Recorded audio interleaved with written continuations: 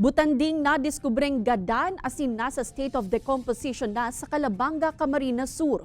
Mantang sarong endangered na pawikan na rescue kan sarong grupo sa Siruma. Uyan report ni Chris Novello. Nasa state of decomposition na kan madiskubre ang sarong butanding o whale shark sa baybayon na sakop kan Sabang Calabanga, Camarines Sur.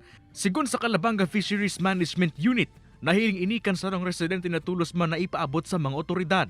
So siya nasa state na po siya kang decomposition. Bali, ang estimate nga ni Kenzie, nasa lagpas na po siya 10 days na siya sa tawang dagat. May labaan butanding na sa 6.3 metros. Nagutubod man ang mga otoridad na naapektaran ang nasambitan ng butanding kan trolling na nangyayari sa kadagatang sakop kan Banwaan. Digdi baga po sa Calabanga, talamak po baga po didi ang trolling. Ang hiling di po kayo ni Gary, napukot po siya kang sarong troll. Kasi dewan po siyang indicator na may tama siya.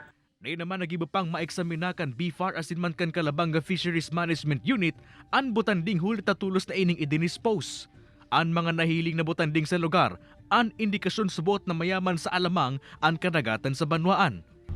Kung mayroon naman po mga incident na napasama o nalambat doon sa mga daladalang lambat ng ating mga mangingisda, agaran po nila itong i-release at wag na nila sanang sasaktan or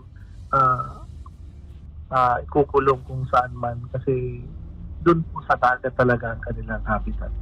Mientras tanto, sarong endangered pawikan o green sea turtle man ang na-rescue kan sarong grupo asin mga residente sa kadagatang sakop kan barangay Matandang Siruma, Camarines Sur.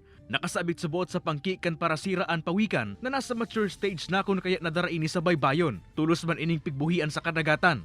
Kay bahan si Carlo Abonita, Chris Novello, Balitang Bicolandia.